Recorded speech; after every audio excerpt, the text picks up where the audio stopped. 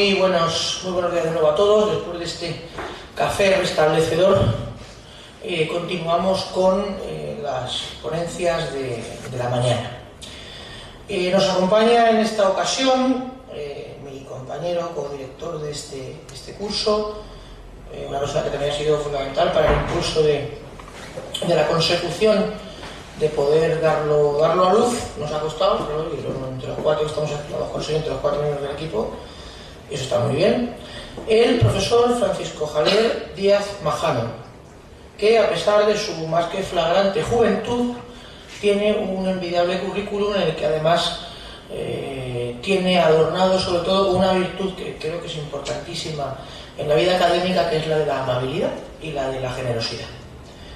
Ya lo dije ayer y lo vuelvo a decir hoy. La ciencia, si no es generosa, no es ciencia. Es acumulación de riqueza. Y eso es lo que tampoco puede ser. Francisco Javier Díaz Majano es egresado, licenciado en Derecho por la Universidad de Castilla-La Mancha y actualmente es profesor ayudante doctor en el área de Historia del Derecho y las Instituciones de la Facultad de Ciencias Jurídicas y Sociales de la Universidad de Castilla-La Mancha, estando además acreditado para esta categoría por la ANECA. Doctor en Derecho en el año 2021, máster universitario en Derecho Constitucional en el año 2016 y además, en lo que afecta a nuestras ciencias, es experto universitario en heráldica, genealogía y nobiliaria por el programa de la Universidad Nacional de Educación a Distancia, que declaramos un poco ayer, teniendo como referente al profesor Alvarado Planas, aquí, que estuvo aquí con nosotros ayer en la última conferencia de la mañana. Es secretario académico de la especialidad en Justicia Constitucional, Interpretación y Aplicación de la Constitución de la Universidad de Castilla-La Mancha y lo fue en su momento de la especialidad de Justicia Constitucional, Interpretación y Tutela de Derechos Fundamentales. Es secretario de la Comisión de Cultura de la Facultad de Ciencias Jurídicas y Sociales y en la presente, desde hace un mes, en el equipo de nuestra querida nueva decana, profesora Maña Ochaíta, secretaria de este curso, cosecretaria, es el secretario académico de la Facultad de Derecho. Llaman Ciencias Jurídicas y Sociales, pero yo prefiero la Facultad de Derecho, lo siento, nadie me va a mover de ahí. Es miembro del proyecto de investigación de Red Hispánica, a cargo del profesor Francisco José Aranda Pérez, compañero consejero de núcleo de la sociedad. Es también miembro del proyecto de investigación a cargo del profesor José María Vallejo García Evia, titulado América en España, Europa en América, Poder, Derecho e Imágenes Respectivas, comparadas y contrapuestas, siglos XVI y XIX, que es absolutamente interesantísimo. Miembro de la Sociedad Española de Historia del Derecho, evaluador del Anuario de Historia del Derecho Español, ha participado en diversos encuentros hispanolus nacionales e internacionales, ha investigado con las Cortes de Castilla-La Mancha y tiene varias publicaciones, dos series de publicaciones de grandísimo interés científico, entre otras, la Administración Republicana y los Servicios Públicos, Comunicaciones, Educación, Sanidad y Transportes y Obras Públicas, que publicó el Centro de Estudios Políticos y Constitucionales con el Boletín Oficial del Estado. Una persona tan joven publica con el BOE, creo que es meritorio y que es digno de la calidad del escrito. Y Cortes y Corte Trashumantes, reunión de la Corte de Castilla en la actual Castilla-La Mancha, siglos XIV-XVI, que publicó la editorial Tirán Loblanc junto con las Cortes de Castilla-La Mancha. Además, y lo dejo para lo último, porque no es lo más importante, pero sí de lo más importante, es consejero de número electo de la Sociedad Toledana de Estudios Heráldicos y Genealógicos. Fue de la primera jornada cuando resucitamos la entidad, los primeros consejeros que fueron nombrados. Un honor para la sociedad y para mí contar con tu presencia y a mí personalmente con tu amistad y con tu afecto, y para todos nosotros es un honor escuchar la maravillosa conferencia que sin lugar a duda hoy el profesor Díaz Majano nos va a ofrecer sobre la heráldica de la monarquía católica. Tuya la palabra. Muchas gracias, José María, por tus palabras amabilísimas. Lo primero que tengo que decir es que, bueno, pues efectivamente lo que estaba programado inicialmente es que esta conferencia la impartiese el profesor Feliciano Barrios, pero, bueno, pues por una confluencia de distintas circunstancias, pues no ha podido estar aquí. No obstante, lo intentaremos volver a traer si reeditamos este curso, que espero que sí, y entonces que le puedan escuchar, porque pues, les contaré cosas mucho más bonitas y mejor contadas de lo que les voy a contar yo seguramente.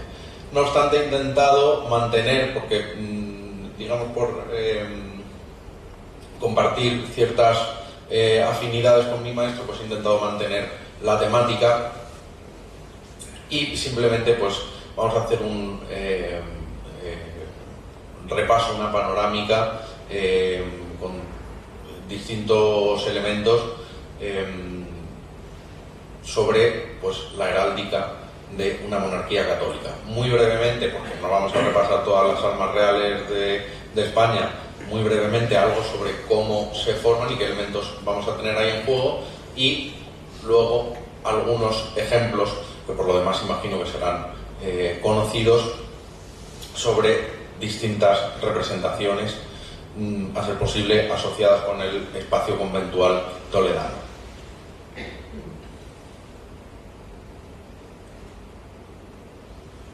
Bueno, lo primero que tenemos aquí, estos son unos documentos en una exhibición en una exposición del Archivo Histórico de la Nobleza. Tenemos lo que es el elemento, vamos a decir, fundacional de la emblemática de la monarquía, que es la cruz. La cruz la ha utilizado la monarquía asturiana en una pretendida referencia ideológica al reino visigodo de Toledo, es decir, estamos hablando de siglo VIII y IX, y esa cruz pasa a los soportes oficiales. Aquí lo que tenemos es un documento de Alfonso VII, ya Reino de León, además dinastía llamada de Borgoña, porque Alfonso VII es hijo de Raimundo de Borgoña, que es un noble franco, un noble borgoñón que llega a España en el siglo XII, lo ponen de señor de Galicia, va a ser el padre de Alfonso VII. Bueno, Alfonso VII utiliza la cruz, como han utilizado algunos de sus antecesores, inicialmente en un signo cuadrangular, que luego pasa a ser el signo real, pasa a ser un signo rodado, esto muy posteriormente, pero normalmente va a mantener la cruz. Y aquí hay una cuestión interesante sobre cómo se forman las armas reales de Castilla, cómo subyace también, en última instancia, la cruz, y vamos a ver cómo evoluciona eso lentamente. Ese documento de Alfonso VII tiene simplemente la cruz en su firma. En el otro lado lo que tenemos es un privilegio rodado muy posterior de Alfonso X, que tiene la cruz como absoluta protagonista. Lo curioso es que en época de Alfonso X se va a consolidar el cuartelado de Castilla, que lo ha creado su padre, pero tarda, ya en época de Alfonso X hay alguno, pero tarda en ser habitual en el signo rodado. El signo rodado del rey de León, no con Alfonso VII, aunque el emblema nace en esa época, pero sí con sus sucesores, porque él divide el reino, va a ser un león. En Castilla se va a mantener la cruz. Alfonso VIII es el que diseña el castillo, bueno, más bien su mujer, probablemente Leonor Plantagenet, incluso hay unas estolas bordadas por ella que tienen el castillo. Fernando III, el santo, es el que combina por primera vez las armerías de Castilla y de León. Claro, él ha sido primero rey de Castilla. Su madre es hija de Alfonso VIII y su abuelo es un rey absolutamente prestigioso, porque, a diferencia del rey de León, estuvo presente, bueno, más que presente en la batalla de la Nava de Tolosa, digamos, es el que sostiene el grueso de la campaña. En cambio, el rey de León no ha estado ahí. Pero claro, luego hereda Fernando también León, y según las normas heráldicas, lo que pasa que en este momento están todavía, digamos, en una etapa muy inicial, una persona hereda las armas paternas, porque es el padre el que transmite, digamos, ese linaje con sus componentes también simbólicos, ¿no? Pero él ha sido primero rey de Castilla y ya no quiere renunciar al emblema del castillo.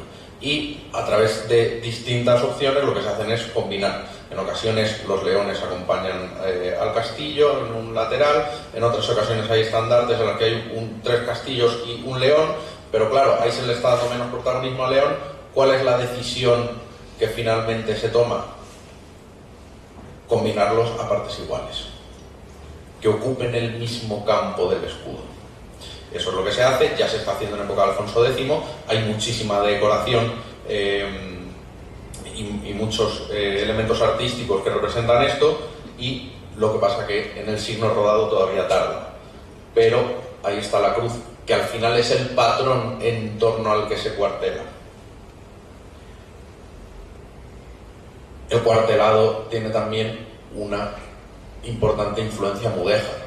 Esto imagino que le resultará familiar porque está en la puerta del puente de Alcántara de Toledo.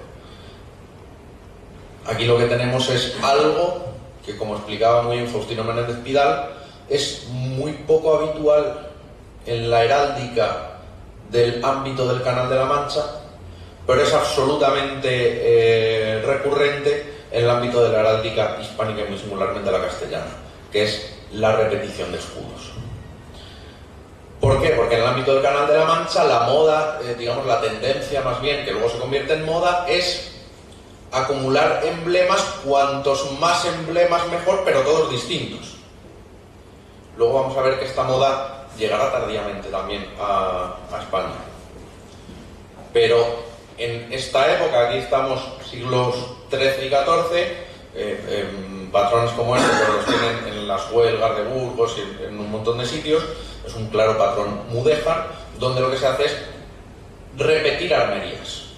Esto Faustino Menéndez Pidal siempre lo explicaba con mucho humor, como diciendo que para una persona procedente del ámbito flamenco, esto de repetir, bueno, está en las cantigas y está en las representaciones miniadas de Alfonso X y de toda esta época, repetir, o sea, vestir el rey castillos y leones por todas partes, y las almohadas tienen castillos y leones, y los bonetes tienen castillos y leones, y las paredes tienen castillos y leones, y no hay más que castillos y leones, pero solo castillos y leones. Eso para el ámbito de la heráldica del Canal de la Mancha no tenía ningún sentido. Ponlo una vez y que ocupe más. Pero ahí se denota esa influencia mudéjar. Hay un patrón que intenta ser geométrico.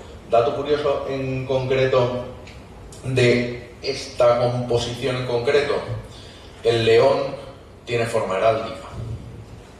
El león, aunque aparece muy pronto en los signos, el león ha nacido en el campo de un escudo, probablemente en época de Alfonso VII. El castillo es un emblema que ha nacido más bien en la decoración. Ha pasado también a los campos de los escudos, pero normalmente lo que hace es ocupar más espacio y entonces no se le representa con un escudo. El león sí. El león tiene forma heráldica, el castillo no. Aquí tenemos un sepulcro de... creo que lo vimos ayer porque... ¿lo vimos ayer? Sí, Eugenio lo puso en su presentación. Pedro Suárez de Toledo y Ayala, sepulcro en el convento de Santa Isabel en Toledo. Es curioso porque vuelve a pasar lo mismo, a pesar de que es incluso una época más tardía.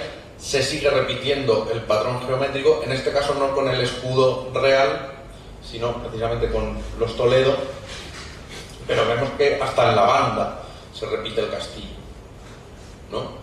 Porque es un elemento que empieza a ser muy común. Claro, aquí no se ven los esmaltes, obviamente esto no son las armas reales, aunque la nobleza de esta época está muy estrechamente ligada con la monarquía. Entonces, en ocasiones, por imitación, las armas se parecen.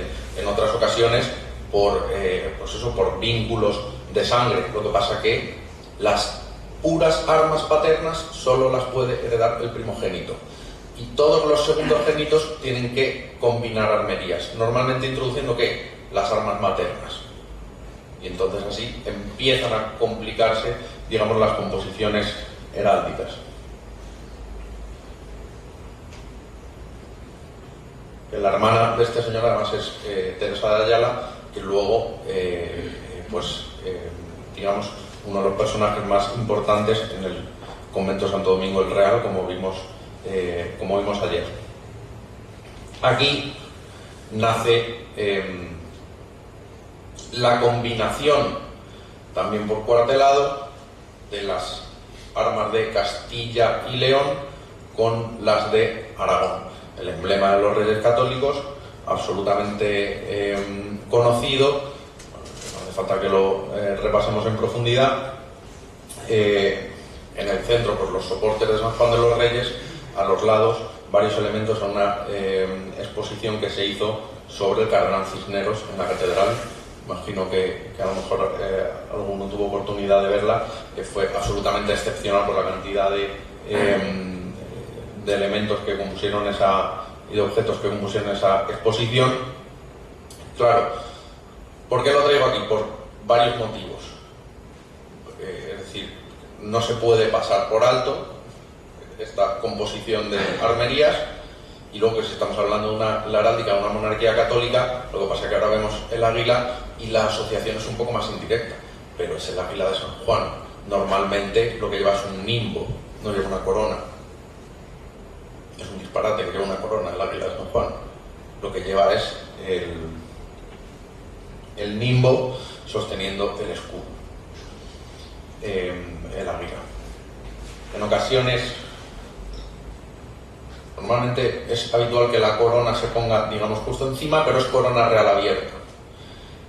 Claro, en el caso del monasterio de San Juan de los Reyes, es que es propaganda de los Reyes Católicos. ¿Cómo no van a estar las armas reales? Por todas partes, en grandes dimensiones, a los lados del altar, en la puerta, en el claustro, repetidas, también con patrones mudéjares, las divisas de los Reyes Católicos, sus iniciales, etcétera, etcétera.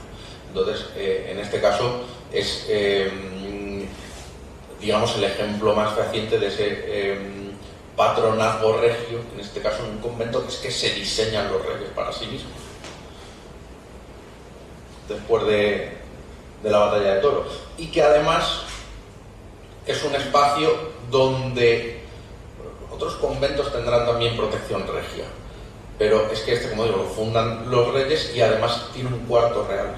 Los reyes normalmente posan en San Juan de los Reyes. Por lo menos durante la época de los Reyes Católicos, época de Juana y Felipe el Hermoso, y probablemente incluso hasta en la época de Carlos V. Y llegamos aquí a una composición importante, lo que pasa que supongo que tengo después. Vamos a ver primero esta. Claro, la catedral. La heráldica de una monarquía católica lo es primero de por sí, es decir, subyace, al cuartelado de Castilla remotamente el patrón en cruz, pero hay dos elementos que van a empezar a repetirse de manera constante que denotan esa catolicidad de la monarquía. Los anticipos son la corona con la cruz y el toisón de oro, y luego por el lugar donde se ubican las armas reales. En este caso, en el altar mayor de la Catedral de Toledo, en la foto de la derecha, lo que tenemos es el sepulcro de Alfonso VII, el que hemos visto antes, que firmaba con su cruz. ¿Qué es lo que pasa? Primero, probablemente en época de Alfonso VII, aunque hay algún testimonio que apunta a ello, aunque soporte material como tal, no. Probablemente en época de Alfonso VII se diseña ese león de la heráldica española, pero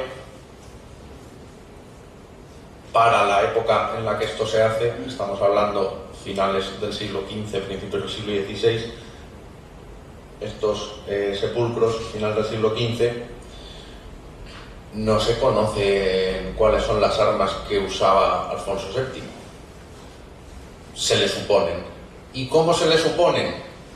Y esto es clave, esto lo tenemos si han ido al Alcázar de Segovia o si observan las compilaciones que hay de los reyes de Castilla que se hacen precisamente en el Renacimiento. Prácticamente es muy habitual ver las armas de Castilla. ¿Con qué?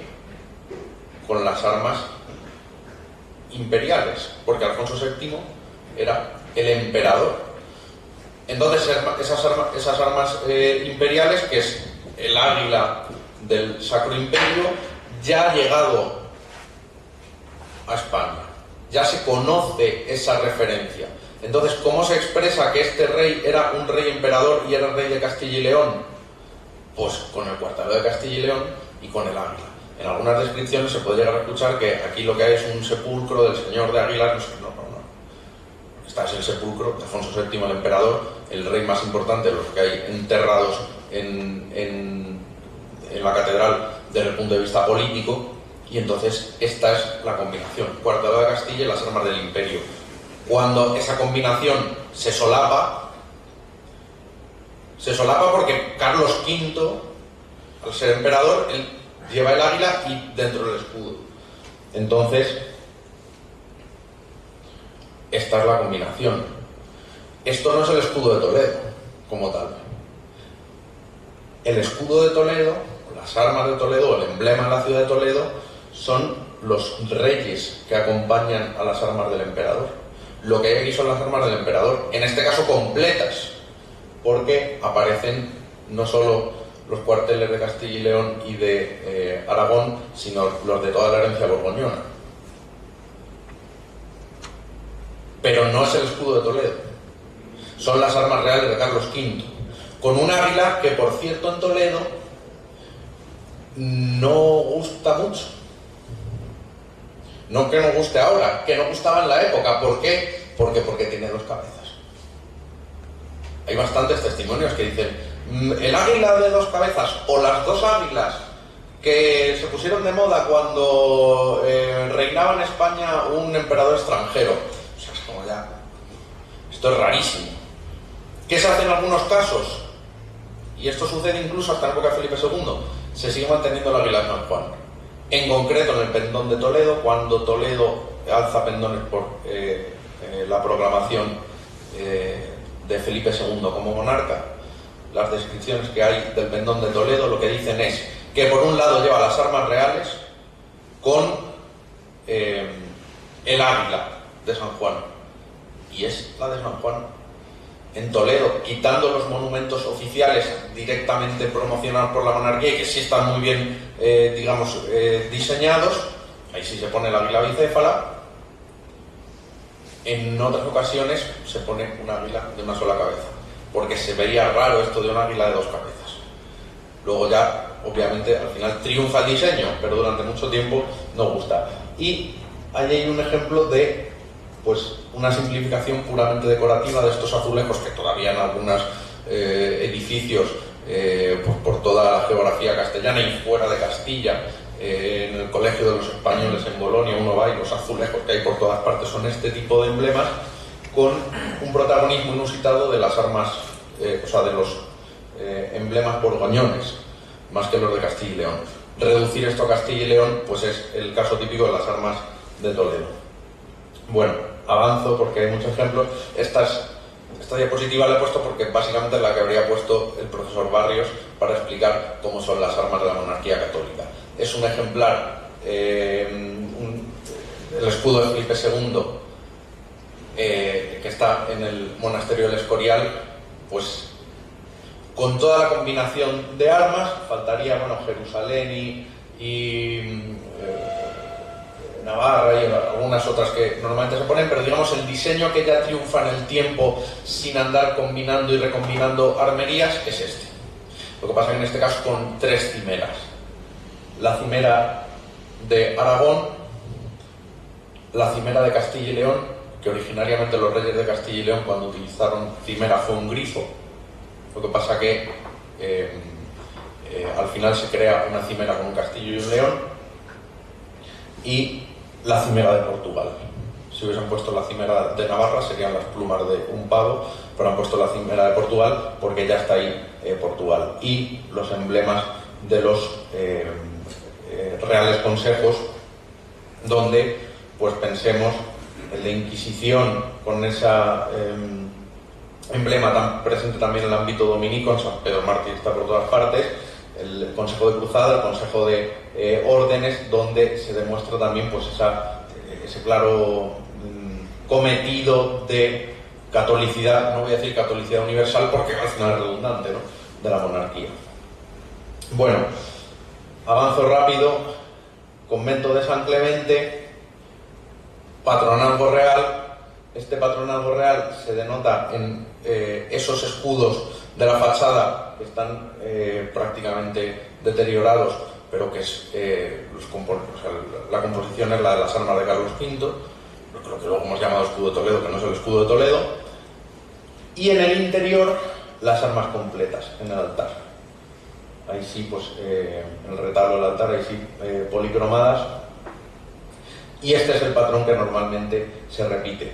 Cuanto más protagonismo tienen las armas, más importante es ese patronazgo regio. Cuanto más secundario y más pasan desapercibidas, pues menor. En este caso tienen, por supuesto, ubicaciones protagónicas, pero es verdad que no son destacadísimos. Sí que destacan un poco más que en que en San Pedro Mártir, que se suele apellidar el Real, porque efectivamente tiene un patronazgo regio. Esto es Santo Domingo el Real.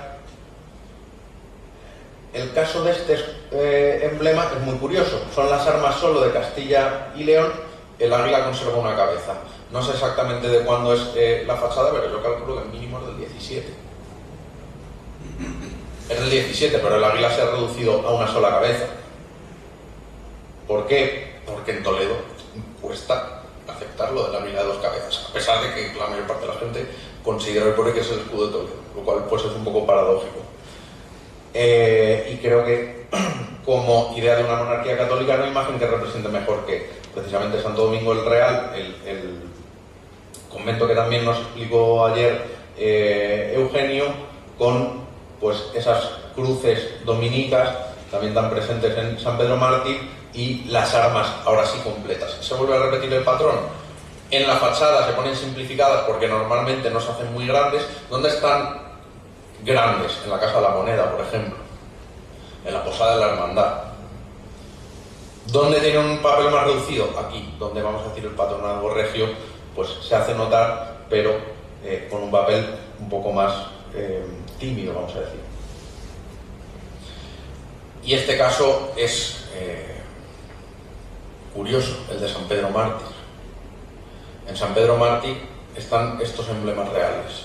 No sé si hay algún otro, pero creo que no. Son estos dos, están en la entrada de la iglesia, son más tardíos, estos ya son finales del 17 o incluso el 18, y lo que hay es, por un lado, un cuartelado de Castilla simple. La corona ya estamos viendo que es habitualmente para las armas completas cerradas de Felipe II, siempre presidida por la cruz. Es una corona que se parece a la corona imperial, pero no lo es. Es lo que se llama corona real cerrada. Y ese es un poco el modelo que luego ya mucho más adelante es sustituido por el modelo que tenemos ahora de corona, pero es un cuartelado de Castilla simple, un poco soso. El león, que originalmente es púrpura, ya deja de ser púrpura, se pone rojo, no es rojo, es púrpura, no es un león de gules, es un león de púrpura. Y el caso de las armas completas, de nuevo, en el interior del convento, este caso es muy curioso. Yo no he visto mucho más así, no sé exactamente de qué época es el escudo, pero es rarísimo, porque primero las armas, los cuarteles de la herencia borgoñona no están por ningún sitio, solo están Castilla y Aragón, en una composición que es la misma de la época de los Reyes Católicos, y un escusón en los cuarteles de Castilla y León que no me parece Portugal, lo que me parece es un escusón borbónico que quien quiera que lo pintó, pues no entendió que eran flores de lis. Y como no lo entendió, lo que puso fueron roeles. Y ahí, en vez de haber 3 flores de lis, hay 5 roeles. Entonces, lo único que se me ocurre es que en el siglo XVIII, quizás en una fecha temprana, todavía, no sé, la persona que pintó esto no estaba muy informada de cómo eran las armas del rey. Y básicamente creo que hizo lo que le dio la gana.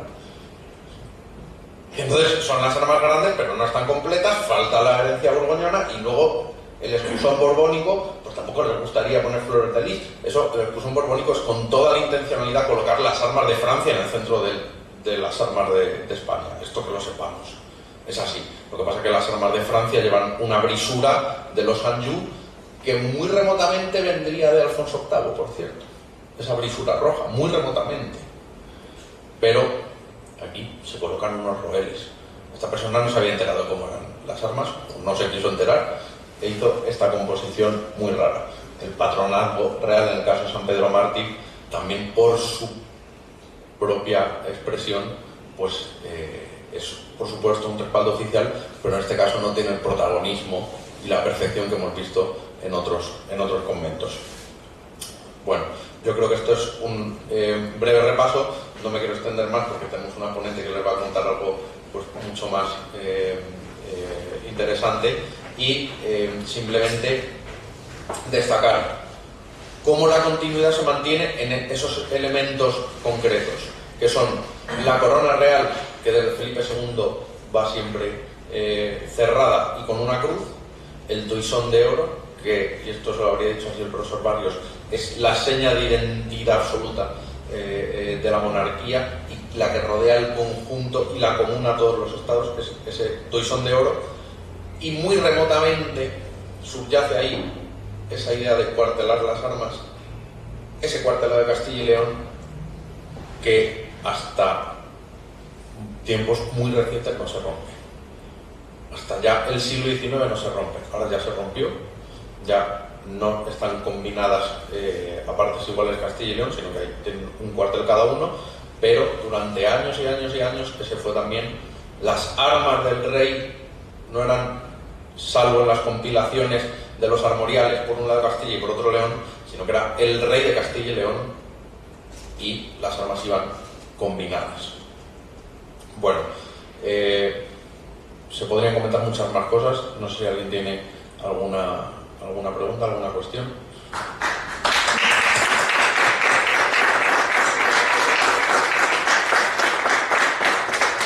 Muchas gracias, como siempre muy ilustrado, muy, además literalmente muy ilustrado, pero también con una demostración, un gran conocimiento.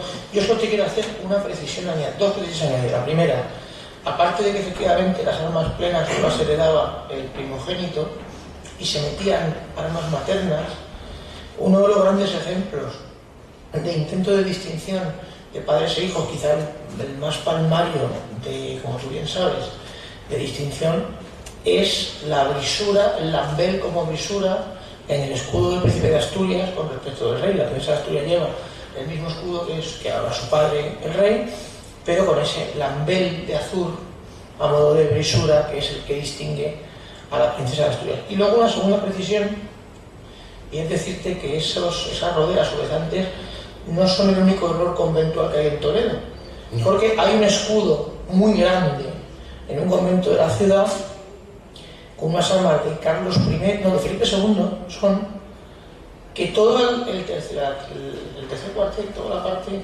de reinos extranjeros, todos o casi todos tienen o bien un error a nivel cromático, o bien lo que hacen es el pintor, que porque hay pintores que están más informados que otros y hay gente que le encanta versionar, reducen incluso los colores, reducen los muebles, los reducen, el número, ya te diré cuál es, porque es muy interesante, pero sí, espero que solo están mal informados los pintores.